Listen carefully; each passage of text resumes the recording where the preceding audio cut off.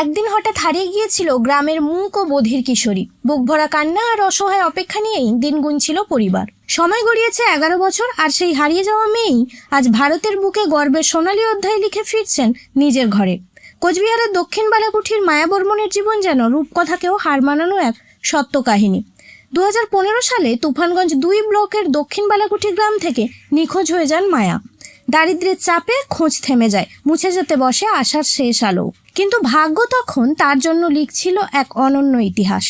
দীর্ঘ 11 বছর পর বক্সিরহাট থানার উদ্যোগে পরিবারের কাছে পৌঁছায় সুখবর। হাওড়ার বাগনানের চিরনবীন চিলড্রেন্স হোমে খুঁজে পাওয়া যায় মায়াকে। হারানো মেয়েকে ফিরে পেয়ে অশ্রু আর আনন্দে ভেঙে পড়ে গোটা পরিবার। কিন্তু এ যেন গল্পের শেষ নয়, শুরু। আশ্রয় কেন্দ্রেই বিশেষ প্রশিক্ষণে ভলিবলকে আপন করে নেন মায়া। অদম্য লড়াই, ঘাম আর আত্মবিশ্বাসের জোরে পৌঁছে যান আন্তর্জাতিক মঞ্চে। 2023 সালে জার্মানির বার্লিনে স্পেশাল অলিম্পিক ওয়ার্ল্ড গেমসে ভারতের মহিলা ভলিবল দলের হয়ে স্বর্ণপদক জিতে বিশ্ব দরবারে উড়িয়েছেন তেরঙ্গা। খবর প্রকাশে আসতেই উচ্ছ্বাসে ভাসছে গোটা বালাকুঠি। গৌরী ছাট বালাকুঠি শিক্ষা উন্নয়ন সেবায়তন মায়াকে সংবর্ধনা জানিয়ে সম্মানিত করে। সংস্থার সম্পাদক মিঠুন চক্রবর্তী বলেন, মায়া প্রমাণ করেছে শারীরিক সীমাবদ্ধতা নয়, জয়ের সবচেয়ে বড় শক্তি মানুষের অদম্য ইচ্ছা শক্তি। তবে স্বর্ণজয়ীর পরিবার এখনও অভাবের সঙ্গে লড়ছে। তাই মেয়ের এই অসামান্য সাফল্যের স্বীকৃতি হিসেবে সরকারি চাকরি বা উপযুক্ত আর্থিক সহায়তার আবেদন জানিয়েছেন তার বাবা মা। যে মেয়েকে একদিন হারিয়ে ফেলেছিল পরিবার, সেই মেয়েই আজ বিশ্বমঞ্চে ভারতের মুখ উজ্জ্বল করে ফিরছে। দক্ষিণ বালাকুঠি মায়া বর্মনের এই গল্প শুধু একটি সংবাদের নয়, এ এক হার না মানা স্বপ্নের, অন্ধকার ভেদ করে আলোয় ফেরার আর অসম্ভবকে সম্ভব করার অনন্য ইতিহাস। কি বলবেন, আপনার মেয়ে তো অলিম্পিকে গোল্ড পেয়েছে। আমি তো গোল্ড পেয়েছি, আমাদের মেয়ে। আমরা তো দেখতেছেন আমাদের বাড়ির পরিস্থিতি খুব খারাপ। তা আমি আমার কাছে একটা অনুরোধ বলছি, আমাদের মেয়েটা কীভাবে চলে, কীভাবে খাওয়া যাবে, কীভাবে 4টে ভাত পাবো, ওইটাই আপনার কাছে আমি সরকারের কাছে এটা আবেদন আমি জানাচ্ছি আপনাকে। আপনার নাম? আমার নাম মনোজ বর্মন, বাড়ি দক্ষিণ বালাকুঠি। ও মায়া বর্মন, বাবা মনোবর্মন। ওকে দেখলেই মনে হয় যে মায়া মায়া ভাব। তো এ 2015 সাল থেকে নিখোঁজ। গত 20-22 দিন আগে আমাদের বক্সিরহাট থানার থেকে আমরা পরিবার জানতে পারে যে ও একটা এনজিওতে আছে। সেই অনুযায়ী থানার থেকে ভেরিফিকেশন করার পরে ওরা একটা মেল পাঠায়।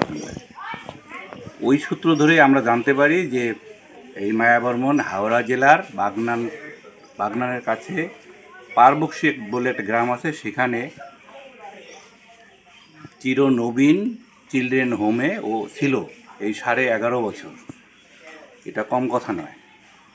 এবারে আমি এবং ওর বাবা, ওর বোন, আমরা 3 জন এখান থেকে 30টি রওনা হই এবং 1 তারিখে আমরা ওই গ্রামে পৌঁছাই। কর্তৃপক্ষ আমাদের সঙ্গে খুব ভালো ব্যবহার করেছেন। আর পরবর্তীতে এই মায়া বর্মনকে আমাদের কাছে দেয় বিকাল 4টার সময়। তখন আমরা জানতে পারি যে এই মায়া বর্মন 2023 স্পেশাল অলিম্পিক ভলিবলে বার্লিনে ও স্বর্ণপদক জেতে, সঙ্গে আর একটা বিষয়ে ও রৌপ্যপদক পায়। এবারে যখন ওখানকার কর্তৃপক্ষ আমাকে সেই পদকটি দেয়, স্বর্ণপদক এবং সার্টিফিকেট, তখন আমি এমন একটা অবস্থার মধ্যে পড়ি যে আমার চোখ দিয়ে জল এসে যায়। এটা কী করে সম্ভব? এই মায়া বর্মন কী করে ওখানে গেল? এই সমস্ত কৃতিত্ব সেই চিরনবীন চিলড্রেন হোমের। বিশেষ করে ওকে যারা প্রশিক্ষিত করেছে, যে ম্যাডামেরা, তাদের প্রথম হচ্ছে আমার যে মায়া বর্মন, সেই বিশেষভাবে সক্ষম, মুখ বধির। আর ওকে আমরা তখন ওখান থেকে আর নেই এবং বাড়ি আসি। কিন্তু ওর বাড়ির পারিবারিক যে অবস্থা, এটি খুবই দুর্বল। ওদের পরিবারকে অনেক দিন থেকে আমি দেখি। এটুকুই ওর এই পর্যন্তের ঘটনা।